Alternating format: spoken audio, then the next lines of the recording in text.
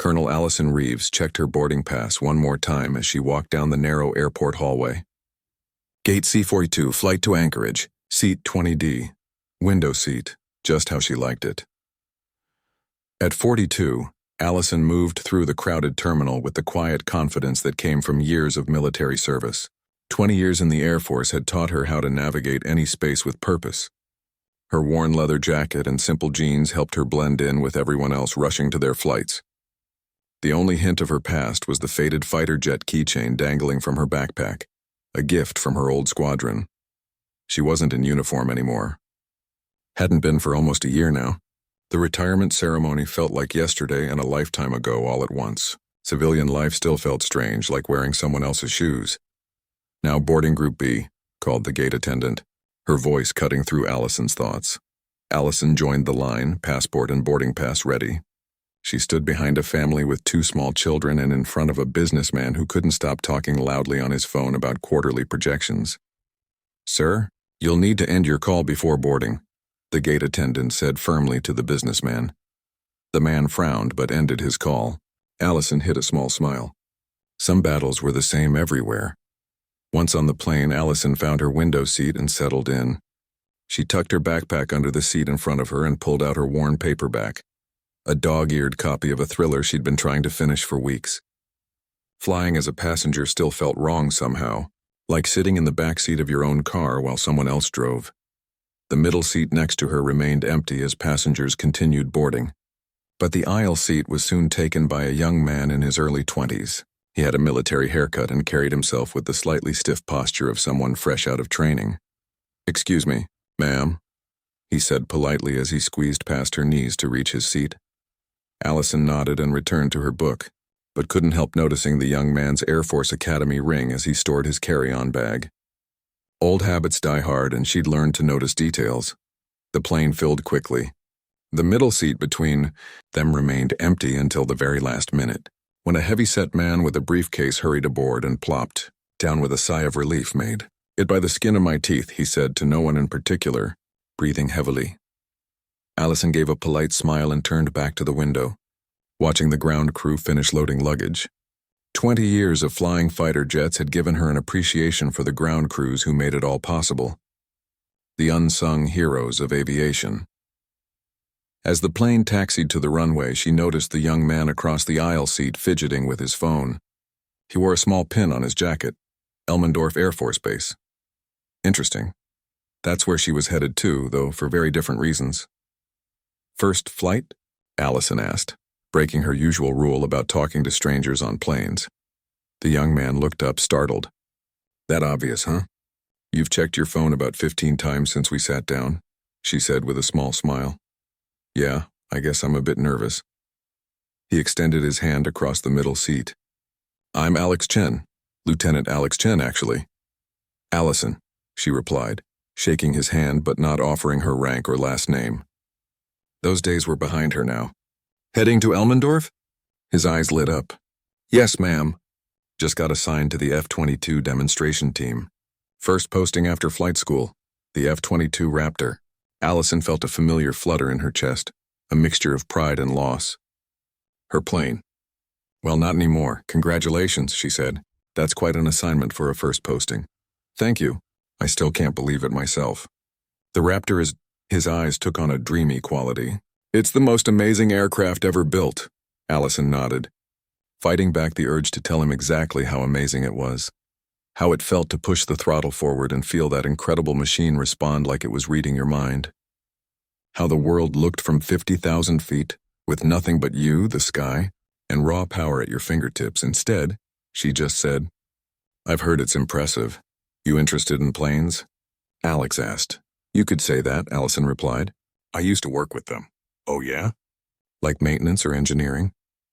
The plane began its takeoff roll, pressing them back into their seats. Allison felt the familiar push of acceleration, so much gentler than what she was used to. "Something like that," she said after they were airborne. The conversation paused as the flight attendants began their service. Allison declined a drink and returned to her book, but found herself reading the same paragraph over and over. The young lieutenant's excitement had stirred memories she'd been trying to leave behind. 3 hours into the 5-hour flight, turbulence rocked the plane. Not severe, but enough to make the seatbelt sign ding on. The heavy-set man between them had fallen asleep and was snoring loudly. Lieutenant Chen looked more nervous now. His knuckles had gone white where he gripped the armrest. "Not a fan of turbulence?" Allison asked. He laughed nervously. "Kinda weird for a fighter pilot, right? But commercial flights are different. Not being in control, I guess." "I know exactly what you mean," Allison said before she could stop herself. Alex looked at her with new interest. "You a pilot too?" Before she could answer, a sharp jolt shook the plane. A flight attendant who had been collecting trash stumbled, sending her cup of coffee splashing across Alex's uniform. "Oh my goodness." "I'm so sorry, sir," the flight attendant exclaimed, frantically grabbing napkins. Alex jumped up, hot coffee soaking through his pants. It's okay, he said, though his face showed otherwise. "Sir, please remain seated during turbulence," another flight attendant called out. "Let me help you with that," Allison said, grabbing extra napkins from her tray table. Years of emergency training kicked in automatically. Stay calm. Assess the situation. Take action. Thank you so much. "Ma'am," the flight attendant said to Allison, still flustered. Without thinking, Allison responded, "No problem. Call me Phoenix." The effect was immediate. Alex froze, napkin in hand, coffee still dripping. His eyes widened. "What did you just say?" he asked, his voice barely audible over the plane's engines. Allison cursed silently. Old habits. Her call sign had slipped out automatically, like muscle memory. For 20 years, she'd responded to Phoenix more often than her real name. "Nothing," she said quickly. "Just an old nickname." But Alex wasn't letting it go. "Phoenix, as in Colonel Phoenix?" The F-22 test pilot. The sleeping man between them stirred and grunted at the commotion. Allison sighed. "So much for traveling anonymously. That was a long time ago, Lieutenant." Alex looked like he might pass out. Coffee stain forgotten, he stared at her with something approaching religious awe. You're Colonel Allison Phoenix Reeves? The one who survived the catastrophic engine failure during the Arctic test flight? The one who wrote half the emergency protocols in our flight manuals?" The nearby passengers were starting to look over, curious about the commotion. "Keep your voice down, Lieutenant," Allison said firmly. "I'm just another passenger now." "But you're a legend," Alex continued, though more quietly. "They teach us about you at the academy. Your emergency landing techniques saved 3 pilots last year alone." Allison felt a mix of pride and discomfort. She'd never been comfortable with fame or recognition. She'd just been doing her job, pushing the limits of what was possible, making flying safer for those who came after.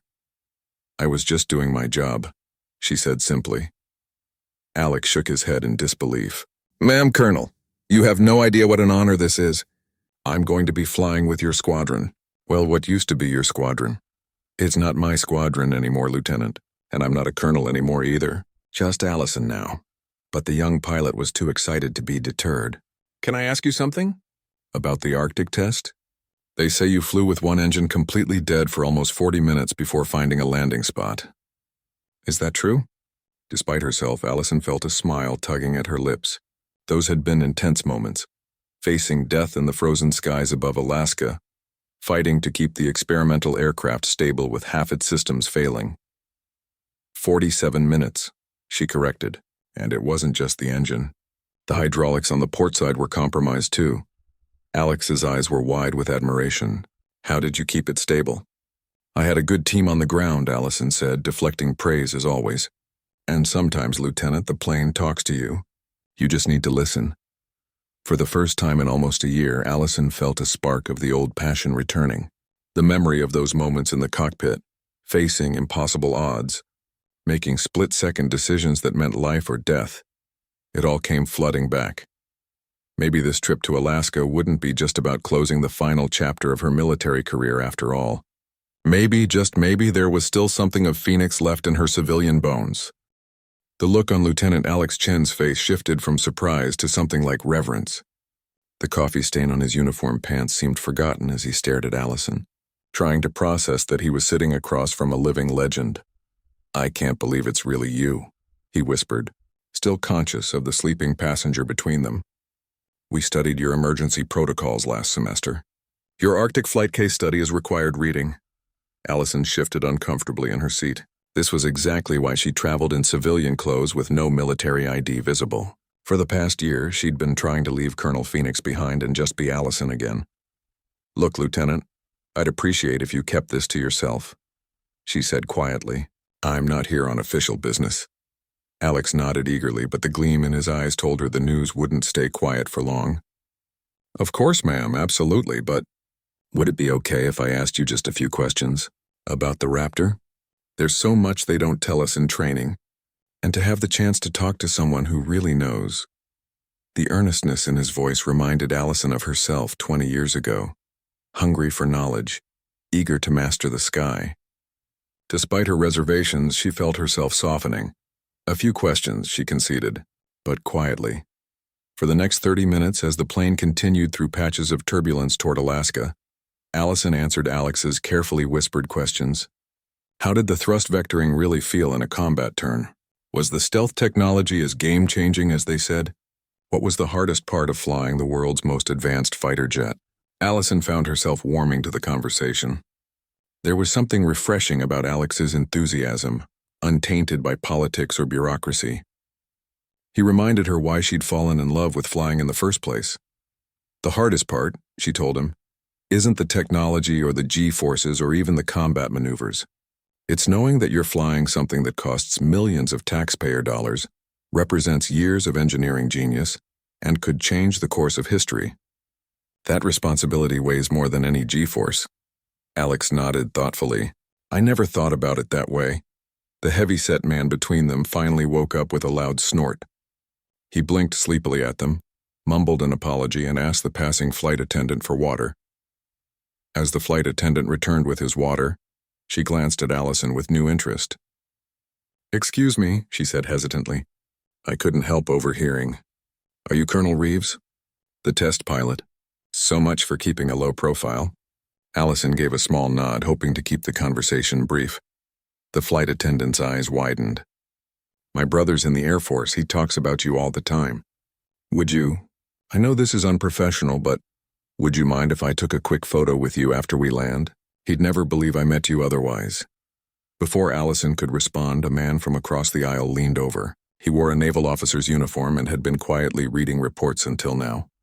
"Phoenix? The Phoenix?" he asked, his interest clearly piqued. "The one who wrote the cross-service emergency protocols after the Joint Forces exercise in 2019? Allison sighed internally. So much for anonymity. "Yes, that was me," she admitted. "But please, I'm just trying to enjoy a quiet flight." The naval officer nodded respectfully but couldn't hide his excitement. "Your protocol saved one of our pilots last year. Carrier landing gone wrong. He followed your checklist to the letter. I just wanted to say thank you." A warm feeling spread through Allison's chest despite her discomfort with the attention. That was why she'd done it all. Written those manuals, tested those limits, pushed herself and her aircraft to the edge. To save lives. "I'm glad to hear that," she said simply. But the quiet bubble around her seat had been broken. Word traveled through the plane like wildfire, passenger to passenger, row by row. A living legend was on board. The famous Phoenix who'd pushed experimental aircraft beyond their limits and lived to write the manuals. The pilot who'd survived when no one thought survival was possible. A young woman in civilian clothes approached from the back of the plane. "Colonel, I'm Captain Rivera, 90th Fighter Squadron. I'm heading back to Elmendorf, too." She stood at attention despite her casual clothes. "It's an honor, ma'am." Another Air Force member appeared from the front of the plane, an older tech sergeant who'd been quietly sitting in first class. "Colonel Phoenix," he said with a wide grin. "Well, I'll be damned. Pardon my French, ma'am. Never thought I'd see you again after your retirement ceremony." More came. A retired general traveling to visit his grandchildren, 2 maintenance crew members heading back to base after leave, a flight surgeon who'd once been stationed at Elmendorf, all drawn to her seat by the whispered news that Phoenix was on board. The flight attendants gave up trying to keep people in their seats during the minor turbulence. The plane had become an impromptu reunion of military aviation personnel, all centered around seat 20D. Allison felt overwhelmed. She'd spent the last year trying to blend in, to become invisible. Now she was the center of attention again. Alex watched it all with a mixture of awe and guilt. "I'm sorry," he whispered during a brief lull. "I didn't mean for this to happen." Allison shook her head. "Not your fault. Some things just can't stay buried. An hour later, as the plane began its descent into Anchorage, the captain's voice came over the intercom. "Ladies and gentlemen, this is your captain speaking. It's been brought to my attention that we have a very distinguished passenger on board today. Colonel Allison Phoenix Reeves, one of the greatest test pilots in Air Force history, is traveling with us. On behalf of our crew, many of whom have served in the military, we'd like to express our gratitude for your service, Colonel." A round of applause broke out across the plane. Allison wanted to sink into her seat and disappear. She'd never sought recognition, never wanted to be singled out. She just wanted to fly the best planes and make them safer for everyone else. The captain continued. "We've also been informed that there's a welcoming committee waiting at the gate. Apparently, news travels fast in military circles." Allison turned to Alex with wide eyes. "What does he mean, a welcoming committee?" Alex looked sheepish. "Well, I might have texted my new commander when I went to the bathroom earlier, and he might have texted the rest of the squadron. And they might have told everyone else." "Lieutenant," Allison said slowly, "what exactly did you tell them?" "Just that I was on a plane with the Colonel Phoenix," he said, his voice small, "and that we were landing at 1600 hours. Allison checked her watch. 20 minutes to landing. No way to avoid whatever was waiting for her at the gate. She'd faced supersonic ejections and experimental aircraft failures, but somehow, this felt more terrifying, facing her past, her legacy.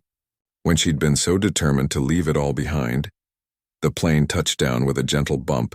Taxiing to the gate with the usual post-landing hustle, passengers gathered their belongings, the overhead bins opened and closed. Phones came out of airplane mode with their distinctive chimes and buzzes. But as people began to disembark, something unusual happened.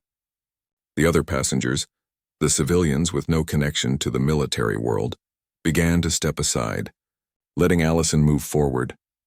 "Thank you for your service," an elderly woman said as Allison passed her seat. "My son wants to be a pilot because of people like you," a father said, his young boy staring up at her with wide eyes. By the time Allison reached the jet bridge, she felt a strange mix of emotions: embarrassment at the attention, pride in her service, and a growing curiosity about what awaited her at the gate. Lieutenant Chen walked beside her, still apologizing intermittently for exposing her identity. "It's fine, Lieutenant," she said finally. "Some things can't be avoided." As they emerged from the jet bridge into the terminal, Allison stopped in her tracks. Lining the gate area were at least 30 Air Force personnel, some in uniform, others in civilian clothes but standing at perfect attention. At the front stood a tall, gray-haired officer with Colonel's eagles on his shoulders. "Colonel Jackson," Allison breathed. Her old commander, the man who'd given her the call sign Phoenix after she'd brought back a damaged test aircraft that should have been unrecoverable. He stepped forward, a broad smile breaking across his weathered face. "Welcome back to Elmendorf, Phoenix," he said, extending his hand. "Or should I say welcome home?" Allison stood frozen for a moment, her hand extended to meet Colonel Jackson's. The terminal seemed to blur around her, all those faces watching, waiting. This wasn't how she'd planned her return to Alaska. "I didn't come here for this, Tom," she said quietly as she shook her old commander's hand. Colonel Jackson's eyes crinkled at the corners. "I know, but the universe had other plans, apparently." The crowd of Air Force personnel broke formation, surrounding her with handshakes, salutes, and warm welcomes. Faces she recognized from years past mixed with younger ones she'd never seen before.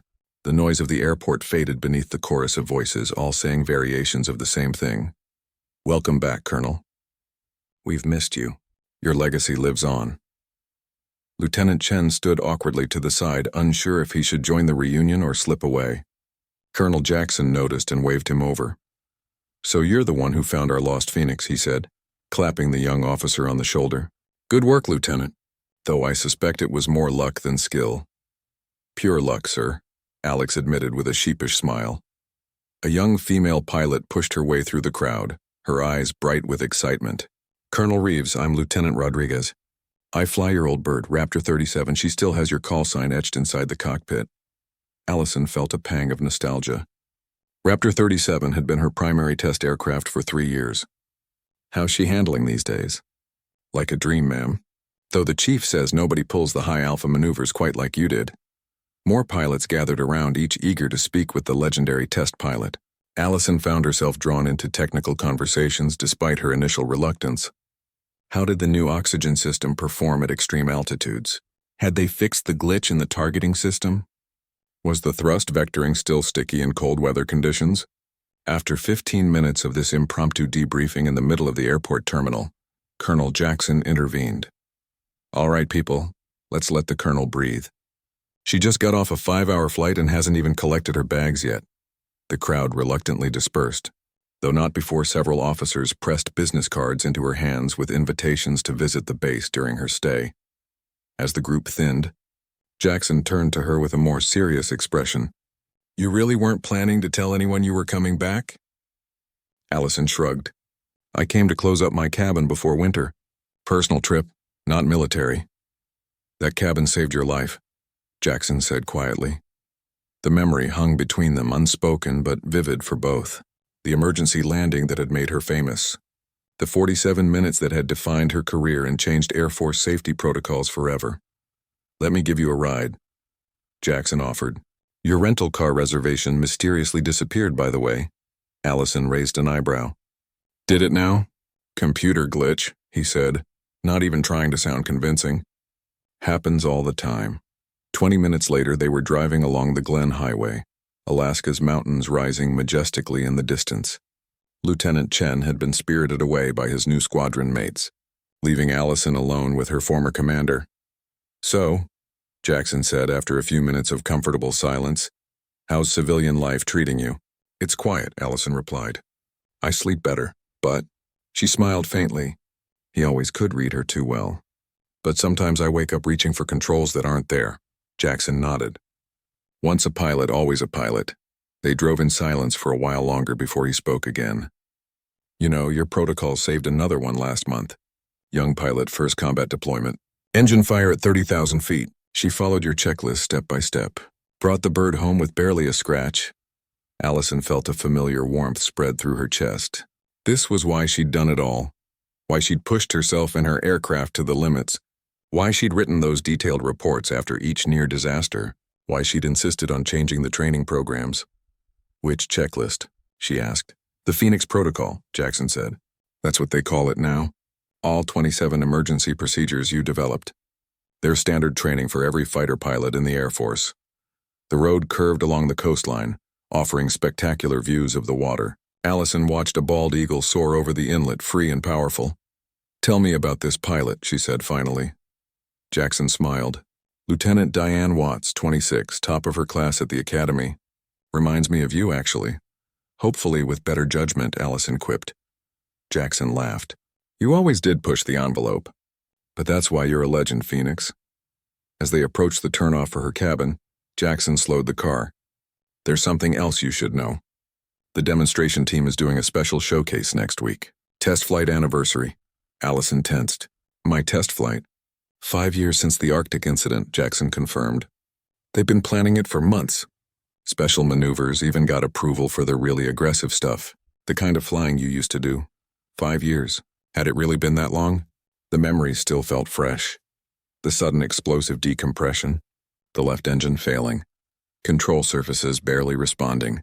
The bitter cold seeping into the cockpit as she fought to keep the experimental aircraft aloft. "They want you there," Jackson said simply. "Tom, I'm not as a participant," he clarified. "As a guest of honor. The pilots want to show you what your legacy has become."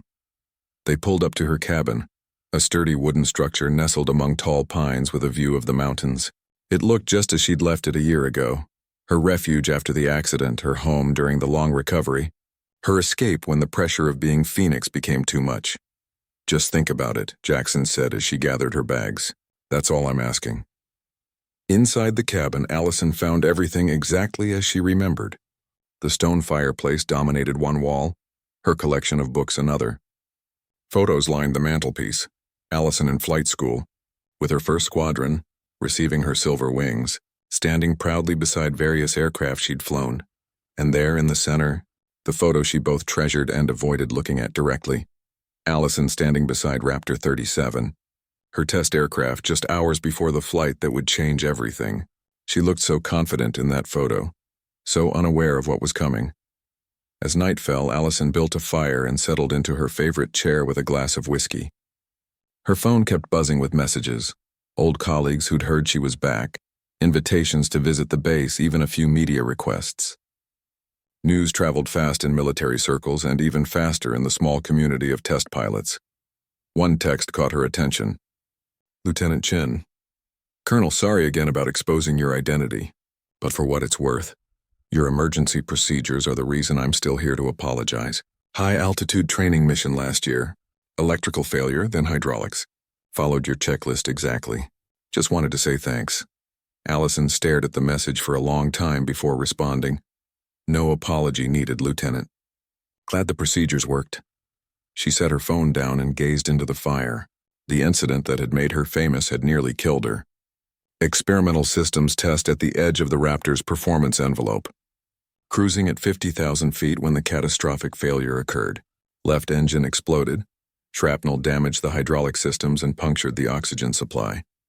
Cockpit decompression at sub-zero temperatures. By all accounts, she should have died that day. The simulator scenarios all ended the same way. Catastrophic loss of aircraft and pilot. But she'd refused to accept that outcome. For 47 minutes, she'd nursed the dying aircraft through the Arctic skies, developing new emergency procedures on the fly, talking constantly to the ground crew, documenting every step even as her fingers grew numb and her oxygen ran dangerously low. When she finally spotted the small airstrip near her cabin, the same cabin she sat in now, she'd attempted the impossible, landing a severely damaged F-22 on a runway designed for small bush planes. The landing had sheared off the landing gear and one wing, sent the aircraft skidding across the frozen ground in a shower of sparks and twisted metal. But the cockpit had remained intact, and Allison had walked away with only a broken arm and a new call sign, Phoenix, who rose from the ashes. In the months of recovery that followed, she'd meticulously documented everything. Every warning sign she'd noticed, every technique she'd tried, every system failure and workaround. Those notes became the foundation of what was now called the Phoenix Protocol. Her phone buzzed again. Another text from Lieutenant Chen. The squadron wanted me to ask, would you consider visiting the base tomorrow? Just informally. No pressure. We'd all be honored. Allison sighed, swirling the whiskey in her glass. She'd come to Alaska to close up her cabin and put the past behind her once and for all. Instead, the past had found her in seat 20D and followed her home. Tomorrow. She'd decide tomorrow. For now, she let the crackling fire and the whiskey warm her as outside. Snow began to fall gently on the Alaskan wilderness. Morning came with the crisp clarity that only Alaska in autumn could deliver. Allison woke before sunrise, a habit from decades of early mission briefings that civilian life hadn't erased. She made coffee and stepped onto the cabin's porch, watching her breath form clouds in the cold air. Her phone sat on the kitchen counter inside, still unanswered from last night. Lieutenant Chen's invitation to visit the base. Colonel Jackson's not-so-subtle push for her to attend the anniversary demonstration. The universe seemed determined to pull her back into the world she'd left behind. After her second cup of coffee, Allison finally made her decision. She picked up her phone and texted Chen, "What time should I arrive?" His response came almost immediately. "Anytime, ma'am. We're all here. Main gate knows to expect you." An hour later, Allison found herself driving toward Elmendorf Air Force Base. She'd chosen civilian clothes, jeans, a blue sweater, and her weathered leather jacket. But she'd also pinned her small pilot wings to the jacket's collar. A small concession to her past. At the main gate, the young security officer checked her ID, then did a double-take when he saw the name. "Colonel Reeves?" "The Colonel Reeves?" "Just visiting," Allison said with a small smile. "Yes, ma'am. Lieutenant Chen said to direct you to Hangar 7 when you arrived." Hangar 7, the F-22 demonstration team's home base. Allison felt a flutter of anticipation as she drove through the familiar base.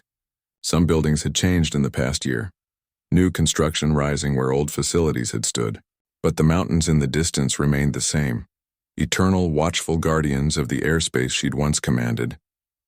She parked outside the massive hangar and sat for a moment, gathering herself. Through the open hangar doors, she could see the sleek, angular shapes of F-22 Raptors. Her heart quickened despite herself. No aircraft on Earth had ever moved her quite like the Raptor. Lieutenant Chen was waiting just inside, practically bouncing on his toes with excitement. "Colonel, you came?" His enthusiasm was infectious, reminding Allison of her own early days as a pilot. "I said I would, didn't I?" she replied, trying to sound casual despite the emotions churning inside her. The hangar was alive with activity. Maintenance crews working on open panels, pilots reviewing flight plans, officers gathered around computer terminals. But as Allison walked in, a hush fell over the space. Heads turned. Conversations stopped mid-sentence. A tall woman in a flight suit stepped forward from a group of pilots. Her name patch identified her as Captain Harris, and the patches on her shoulder marked her as the demonstration team leader. "Colonel Reeves," she said, extending her hand. "Your reputation precedes you. Welcome to Hangar 7. "Thank you, Captain. Please call me Allison. I'm not in the service anymore." Captain Harris smiled. "With all due respect, ma'am, once Phoenix, always Phoenix." The ice broken, others approached. Pilots, mechanics, flight engineers. Some she recognized from her active duty days. Most were new faces eager to meet the legendary test pilot. Allison found herself drawn into the familiar rhythm of pre-flight preparations, the specialized language of aviation flowing easily after all this time. "We're having some issues with the thrust vectoring in cold weather conditions," a young engineer explained, showing her diagnostic readouts on a tablet. "The system's sluggish below -20. Allison studied the data, nodding slowly. "I encountered something similar during testing. Have you tried recalibrating the hydraulic pressure sensors? They tend to give false readings in extreme cold." The engineer's eyes widened. "That's not in any of the manuals." "No, it wouldn't be," Allison admitted. "Some things you learn by feel, not from books." As the morning progressed, Allison found herself surrounded by eager young pilots and technicians, all hungry for her insights. The formal, awkward reception of her arrival had transformed into something more genuine. Professionals sharing knowledge, trading stories, solving problems together. Captain Harris pulled her aside as lunchtime approached. "Would you join us in the briefing room? We're planning the anniversary demonstration, and honestly, we could use your input." The briefing room was packed when they entered, not just the demonstration team, but pilots from other squadrons, base leadership, even a few retirees who'd heard about Phoenix's return. Colonel Jackson sat at the back, a knowing smile on his face. "I didn't agree to this," Allison whispered to him as she took a seat beside him. "You didn't say no, either," he pointed out. Captain Harris stood at the front of the room, beside a large screen showing flight paths and maneuver diagrams. "As you all know, next week marks the 5-year anniversary of what we now call the Phoenix incident, when Colonel Reeves survived the impossible and changed our emergency protocols forever. Our demonstration will honor that achievement with a special routine, showcasing the Raptor's capabilities and the safety procedures that have saved 12 pilots' lives to date. 12 lives. The number hit Allison like a physical force. 12 pilots who might not have come home without the protocol she'd developed. Harris continued, clicking through slides showing complex flight maneuvers. "Will culminate with the Phoenix rising, a simulated engine failure recovery followed by a maximum performance climb." An older pilot in the back row spoke up. "With all due respect, Captain, I've flown with Phoenix. No one can duplicate what she did that day. The conditions were impossible, and she still brought that bird home." Murmurs of agreement filled the room. "Which is why," Harris said with a smile, "we're hoping Colonel Reeves might be willing to advise us on the demonstration. Help us get it right." All eyes turned to Allison. She felt trapped suddenly, caught between her desire to stay, disconnected from her past, and the undeniable pull of these young aviators who carried her legacy forward. "I'd be honored," she heard herself say before she could think better of it. The room erupted in applause. What followed was 3 hours of the most technical aviation discussion Allison had experienced since retirement. They dissected her famous flight minute by minute, asking about her decision-making, her techniques, how she'd managed to keep the damaged aircraft aloft for so long. Allison found herself drawing diagrams on whiteboards, demonstrating hand positions on imaginary controls, arguing good-naturedly about the finer points of high-alpha maneuvering in compromised aircraft. "The key moment wasn't the engine failure," she explained to the rapt audience. "It was 30 seconds later, when I had to decide whether to eject or try to save the aircraft. The book says eject. Every simulation said eject. But I felt something in how the aircraft was responding. A whisper that told me she wasn't done fighting yet. Lieutenant Chen leaned forward. How did you know? What did it feel like? Allison paused, considering how to explain the unexplainable. It's like when you've been dating someone for years, and you can tell their mood from the tiniest change in their voice. I'd flown that particular Raptor for hundreds of hours. We knew each other, and that day, even as alarms were blaring and systems were failing, I could feel her telling me, not today. As afternoon faded toward evening, the group gradually dispersed. Plans had been made, flight paths adjusted, safety protocols reviewed. The anniversary demonstration would go on with Allison's blessing and input. Captain Harris approached as Allison gathered her notes. Colonel, Allison, I have a request. It's a lot to ask, but would you consider being in the tower during the demonstration? Having you on comms with the team would mean everything to the pilots. Before Allison could answer, Lieutenant Chen appeared at her side. And maybe, if you have time before then, some of us newer pilots were hoping you might share more about your experiences. Unofficially, just pilot to pilot. Allison looked between them, the confident squadron leader and the eager rookie, and saw herself at different stages of her career. The young pilot she'd been, hungry for knowledge and thrilled by every flight. The seasoned officer she'd become, responsible for others, carrying the weight of command. I think I can manage that, she said finally. As they walked her to her car, the setting sun painted the mountains in brilliant orange and pink. A pair of F-22s roared overhead, returning from a training mission, their twin contrails cutting white lines across the colored sky. Allison watched them until they disappeared, feeling something shift inside her. She'd come to Alaska to close a chapter, to pack away her past. Instead, she found herself opening a new page, not returning to what had been, but creating something different. Not a pilot anymore, but not quite a civilian either. Something in between, a bridge between generations. Same time tomorrow? Captain Harris asked as they reached Allison's car. I'll be here, Allison replied, surprising herself with how right it felt to say those words. Phoenix isn't quite ready to disappear just yet.